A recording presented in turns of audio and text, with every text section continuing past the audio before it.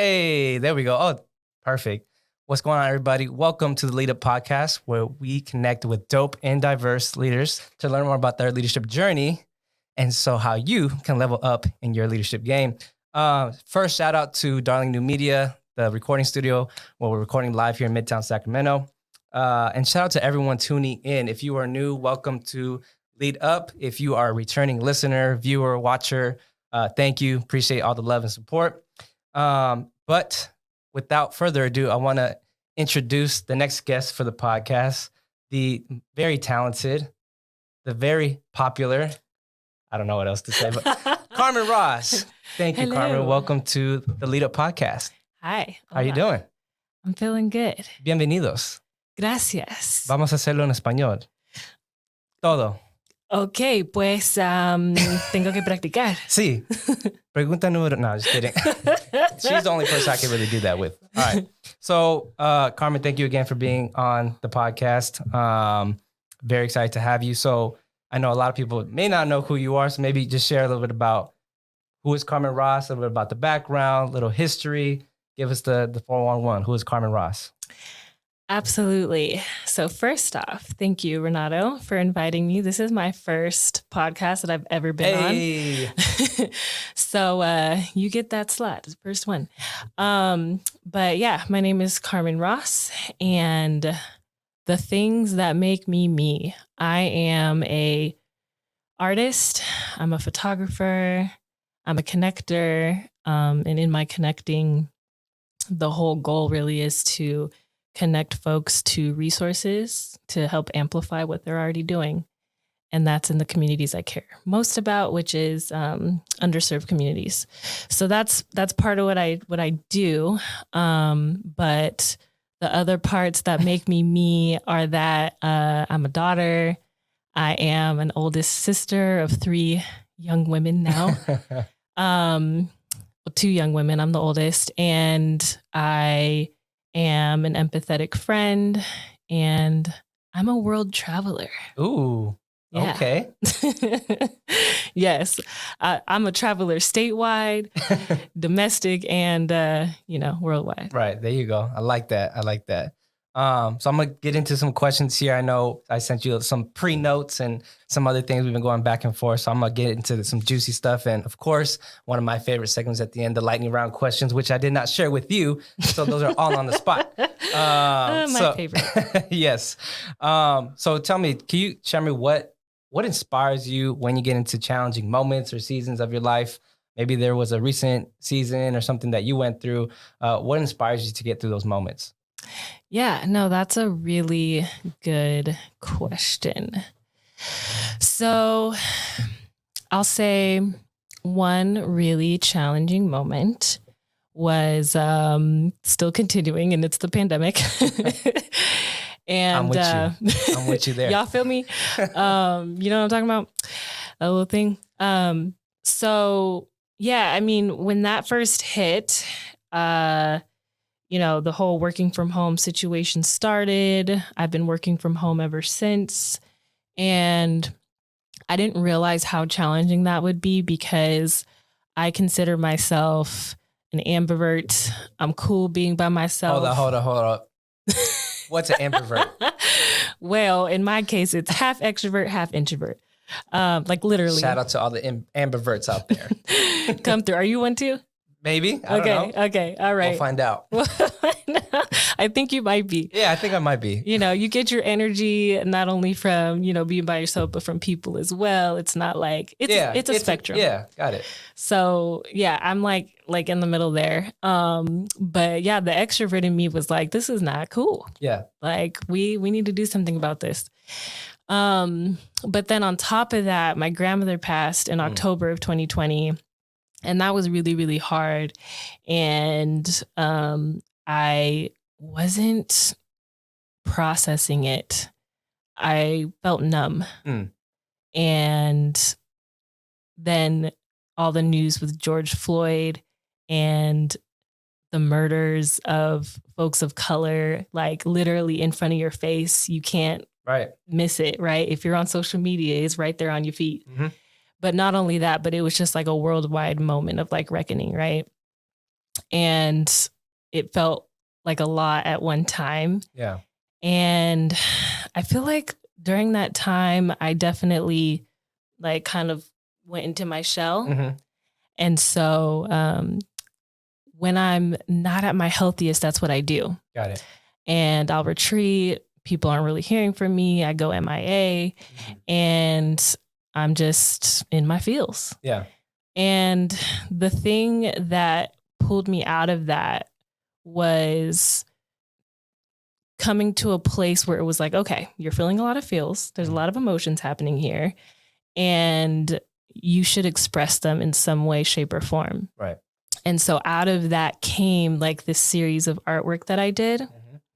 And so that was inspiring not only to me, but it ended up being inspiring to other people. Yeah. Where it was like, okay, Carmen, take your pain and like have an outlet for it. Yeah. And use it for something that is not only healing for you, but possibly healing for others. I didn't do it with the intention of it being healing for others, but it was really a great joy to see that it was. Yeah. And so for me, that's something that I'll continue to go back to when I'm in a tough spot, when I'm in a hard, painful time, is not retreating, but like letting it out. Like, what are you feeling? What's going on? I think that culturally, a lot of times, you know, the go-to is to like keep it in, bottle it in, not really talk about it. But I am no longer afraid to say like, I'm hurt. and that's what it is. So let's talk about it. Yeah. So yeah, that was a healthy thing for me to lean into. I love that you brought up your art, because I want to definitely touch on all the stuff that you're doing now at some time later on. But I did want to touch on where did the art kind of artistic flows and everything, when did that start for you? Was that something you just kind of did and got really serious, or you were inspired, or, you know, what's the story there? Yeah. So I grew up in a pretty artistic family in certain ways, but in she can sing, ways. y'all. That's what she's trying to say. She forgot I think she didn't mention that. She's a singer. We'll do that later on. Anyways, go ahead, Carmen. You just had to throw that in there. Okay. All right. Well, but yeah, and it's funny because nobody else in my family sings. Like it like skipped a whole generation. Really? Yeah. Like a whole generation. But my dad's a musician. My mom, she's like an artist, like with sketching. Nice. And my grandmother who passed, she was a poet. Wow. And so I feel like it was in my blood. And me and all two of my sisters were all like pretty artistic. So I started sketching and doing like traditional painting it was in junior high. And then photography, I started that in high school. Right. Yeah. Awesome. That's awesome. Shifting gears a little bit, because I will get to the artwork later on. Something that you had mentioned to me, I don't know, a few months ago when we first connected, you know, you were talking about this thing called the Eneagram, right? And how you were helping other people, right? You're asking me, what are you? I've heard about it. I think I took a short test, but never really dove into it. So can you share for those who don't know what exactly is the Eneagram? And then I want to get a little bit more of like, you know, what's its purpose? How do you even use it now for yourself? All right. Well, that was a kicker of a question. Listen, don't get me started, y'all. I will get into it. I nerd about the Eneagram. But it's just another personality assessment for those who aren't familiar. It's like a Myers-Briggs or a Strengths Finder in some ways. But yeah, the Enneagram, I first found out about that a couple years ago. And although it is just like another personality assessment, which people have their different opinions on those, I found it really helpful. And so for those who are familiar with this one, I'm a 4, an Enneagram 4, and the 4 gets a bad rap. The 4 gets a bad rap. Okay. There's other numbers there's only one other number that really gets a bad rap, but for as being like too dramatic or emotional. And when I read that, I was like, oh shoot, like I felt exposed. Yeah. I was like, yeah, I felt like I was too emotional growing up. Like I was too much. And I felt that from like, different people. Maybe it was a parent who said that, or like, different mentors or friends, whatever. And I remember I took that to heart, and for a long time, like just kind of in my adolescence and like developing, right? Like I would kind of try to like minimize my voice. Yeah. Or minimize getting too dramatic or being too much. And all that to say is that like now I'm definitely in a place where I see it as an asset. Got it. And I see it as an asset because based off of me expressing my emotions in different scenarios or situations, like I end up saying something sometimes that people either can't access, right? Or maybe are too embarrassed to share or express. And by me expressing it and just saying like things that maybe people had on their heart or mind or were feeling, but, didn't necessarily articulate, it sometimes ends up leading to like healing for people or forward moving action. Like, and I was like, okay, you know what? Let me lean into this a little bit. Yeah. Like, I'm emotional. Like, I'm an empath. And, to my point earlier, like that's what it is. Yeah. That makes me me. So how do you use it now, whether it's in your personal, professional life? I know you help other folks or friends that you're connected with to either do the Enneagram or, So how do you use it today? Yeah. I like, if we become friends, like 9 times out of 10, I'm gonna ask you like, she did ask me, have you taken the Enneagram? And, I'm not annoying with it. I'm like, okay. But if you want, I can help you. I'll send you the assessment. Yeah. But I do that because I really should have studied psychology, honestly, in my undergrad, but I find it fascinating just learning about different people's personality types. And also I found it helpful for myself to learn about my own. Yeah. So I'm like, why not pass on this tool? Yeah. No, that's dope.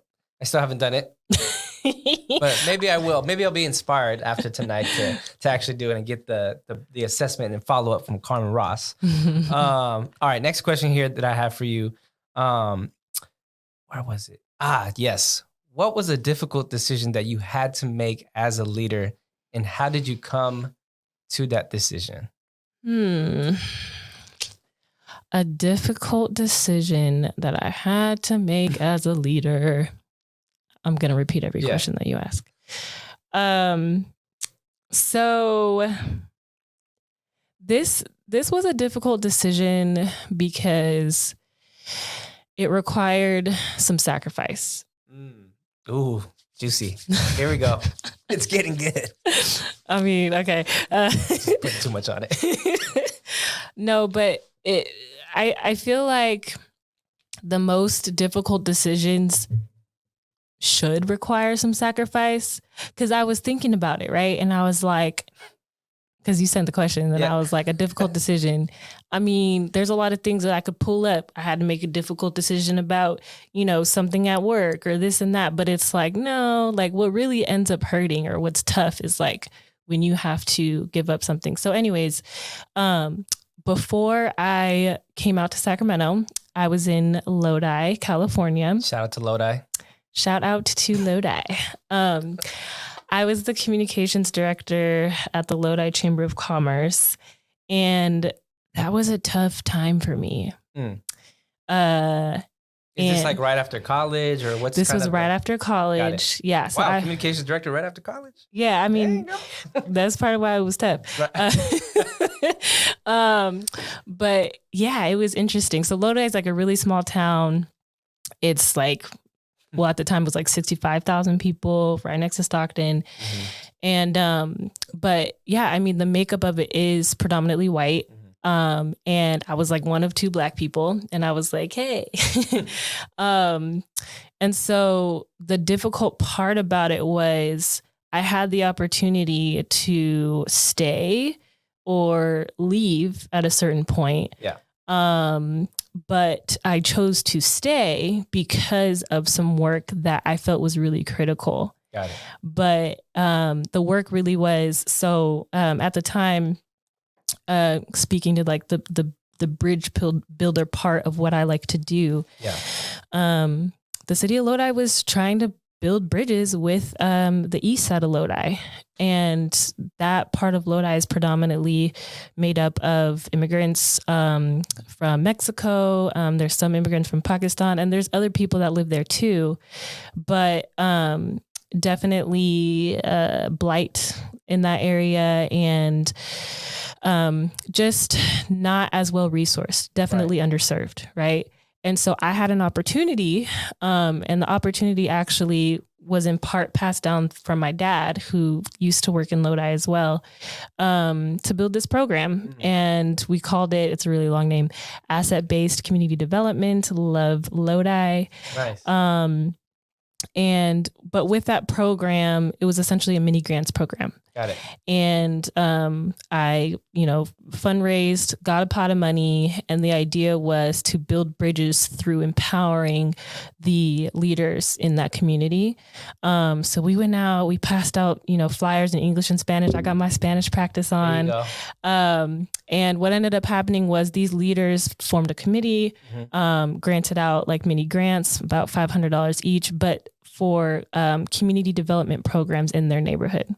And the idea there was that like this needs to be a grassroots solution, not top down, for improving this part of Lodi. Yeah. And it ended up leading to a bridge being built with folks not from that side of Lodi, as well as these people feeling empowered to run for different, positions with the city, and just getting more involved civically. Yeah. And so the dilemma for me was like, okay, cool. I'm uncomfortable here though. Like still one of only, 2 Black people. And there's things coming every day that are making me feel uncomfortable in terms of like, it was right in the heat of the election between, Clinton and Trump. And it also, there was like a lot of protests happening with Black Lives Matter, and like folks were not happy about it. Folks were getting upset. Yeah. And there were different like comments made that were even sometimes directed towards me, or that I would hear that like would really offend me. And so it was interesting because I came from like UC Berkeley. That's where I went to my undergrad, and like the Berkeley bubble. Yeah. To Lodi and like this other bubble, like literally the opposite. Right. And so, I ended up deciding to stay, and a lot of my friends were like, why would anybody be there? Like, why are you in Lodi? Like, why are you staying there? But I stayed because I saw an opportunity to really help build something that I knew that if I stayed would hopefully continue on. And it did. Like a few more iterations of the program happened after I left, as well as just putting myself in a position to not only be a bridge builder, but see other perspectives and engage with people that were different from me. Yeah. And like lean into it, even though it was uncomfortable. Yeah. And that kind of gets to one of my philosophies, but yeah, it was very uncomfortable. So that's why I say it was difficult. Yeah. That was a long story. But it meant a lot to me, that period of time in my life, because it did feel like a sacrifice, but it also felt like it was for the greater good. Yeah. No, and I'm glad that because I was going to ask you, you since transitioned from there, right? And my question was just going to be, what did you take from those experiences? Because, who knows if you had left maybe at an earlier time, or just kind of like, you know what, I'm done, right? As opposed to stay in it. You probably lost out on a learning opportunity, right, for yourself. And I'm glad that you mentioned the leadership philosophy, because that's literally what I was going to ask you next, of how those experiences and the experience that you've had, even the one we've had recently in this 10-month program. Yes. Shout out to NELP Class 12. Nope. Don't sleep on us. And it's really focusing on our leadership development and, understanding what is most important to us as leaders and navigating different spaces. So I'm curious, just sharing, what is your current leadership philosophy? Has it changed? I'll leave it at that because I kind of know the answer a little bit, but I want her to share a little bit more about that. Yeah. So first off, these are great questions, Renato. Just shout out to Renato for these questions. He came through with them. My leadership philosophy, the first three things that came to mind were authenticity, growth, and getting comfortable with the uncomfortable. And I feel like the growth and getting uncomfortable with the uncomfortable are definitely related. But that specifically was something that I have always had in the back of my mind. And in recent years, I've really leaned into. And it's kind of cliche because you hear people say all the time, like, oh yeah, get comfortable with the uncomfortable. But like actually doing it, right. That's, a whole... easier said than done. It's easier said than done. It's a whole nother ball game, but it really does pay off in the end. Yeah. And I wrote a list of all the times when I took a risk. And like, it was like, I don't know. It was just a lot of things. I just went as far back in my memory as I could get. And every single one of those times where I took a leap of faith and I got uncomfortable intentionally, like I reaped the reward of it. Yeah. Like the benefits went beyond whatever thing that I did. And so, that's something I leaned into with our program with NELP. And I stated that I was like, yo, this is what I'm trying to do. Yeah. That was like right in the beginning, right? Yeah. Yeah. I remember that. Yeah. It was right in the beginning. And one of the things for me was like public speaking and not feeling comfortable with that. Yeah, right. But in the moments where it was like, cool, who wants to volunteer for this public speaking thing? I'm like, first hand up. Yep. Because that ties into the growth, right? Yeah. Growth by any means necessary. That's good. I love that. We can't share too much about the NELP experience because what happens in NELP stays in NELP. Right. Just saying. Anyways. All right. I got a couple more questions here before I get to the lightning round. So I want you to share, what is a resource that has helped you recently in your leadership journey? Is there like a book or a podcast? It could be a mentor. What is a resource that's recently helped you out? Book, podcast, mentor. I'll go with this book. It's a book that I also shared to folks in NELP, but it's helped me out. This isn't recent. This book was given to me a long time ago, but it's literally called HDR, Honest, Direct, and Respectful. And the reason why I keep going back to this book is because it's, I think, helpful in navigating hard conversations with people. Yeah. And it's come up for me multiple times. It's been helpful to other people. And just this idea of like, sometimes those that are more quiet or introverted or whatever you want to call it, they'll be more on the respectful side, right? Yeah. Like that comes natural. Versus those that are maybe more outgoing, extroverted, whatever, they'll a lot of times be more direct or honest. Yeah. And the whole premise of the book, and it's a really thin book. It's like this big, so anybody can read it. I like those kind of books. Right, my favorite kind. Is that all three are key when having like tough conversations with people. Right. And will help you in life with these conversations. Yeah. And it's like the easiest concept in the world, but with all the different conversations we have and the conflicts that we have, literally sometimes just having that like written out helps with facilitating how you approach a conversation. Yeah, that's dope. I love that. All right. I want to add a little bit more value to the folks listening or watching. Can you share a leadership hack that can help somebody? Yeah, I can. Informational interviews. Ooh, yes. Tell me more about that. For those that don't know what that is, maybe share what it is and how it has helped you and how it can help them. Right. Give them the look. Let me tell you all right now. Just So an informational interview is you're literally just talking to someone like Renato and I are talking right now, having a conversation, but you're getting to know them, what they do.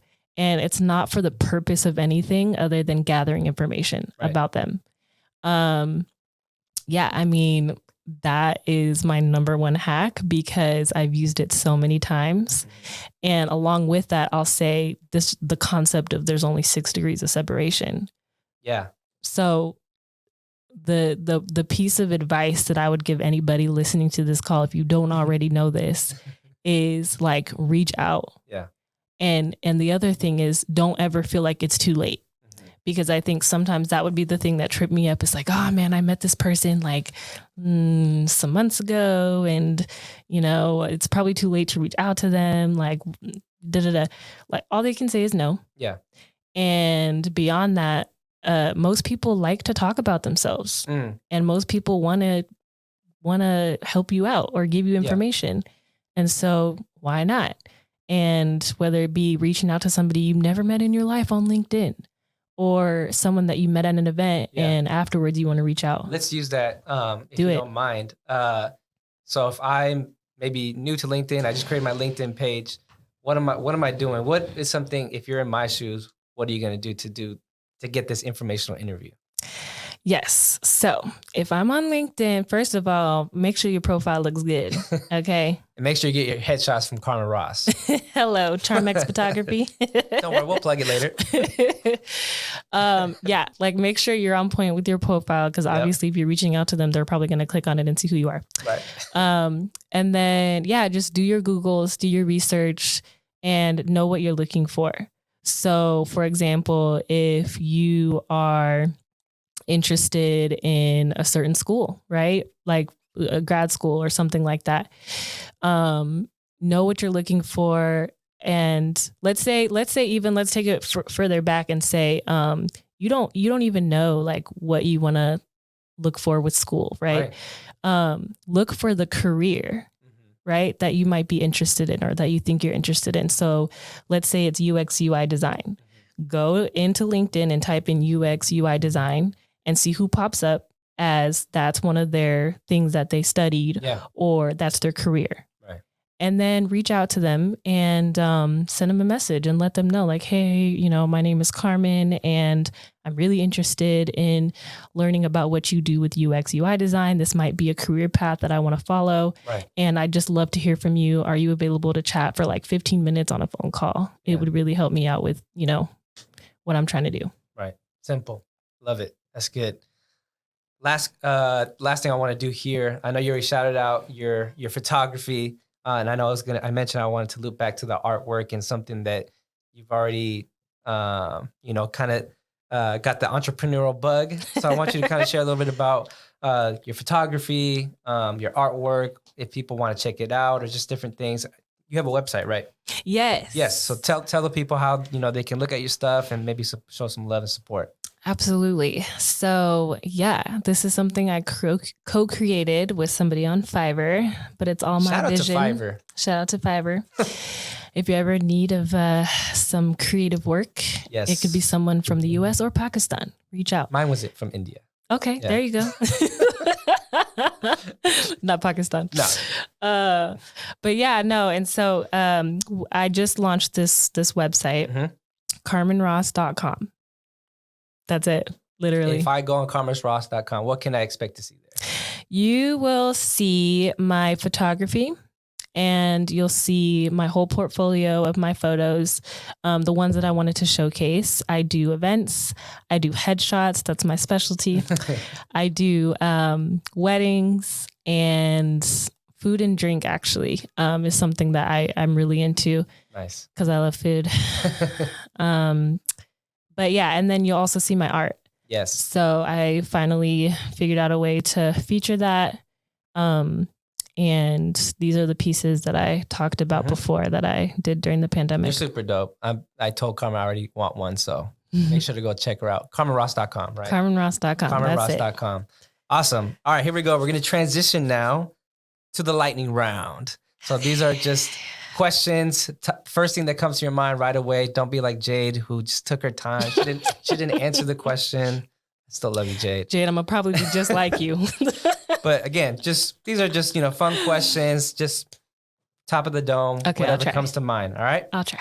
You ready? Let's go. All right. First question. This is just something I'm just going to Peruvian food or Mexican food? This is a trick question too. Peruvian. Hey, let's go. Okay. So far, so good. All right, here we go. All right. Most recent show you binge watched? Star Trek, Next Generation. No, not Next Generation. Discovery. Star Trek Discovery. Okay. Artist or song that is currently on repeat? Oh, artist or song currently on repeat? Dang, I haven't listened to music in a minute. That's weird. That's very strange. I'm just gonna give you a favorite artist. Krungabin. Something that most people don't know about you. I like salsa dancing. We still got to do that. Coley, Come through. We'll figure it out. We'll make it happen. DC or Marvel? Marvel. Most used emoji icon? The laughing emoji. Which one? The tilted or the straight faced? Straight face. Pet peeve?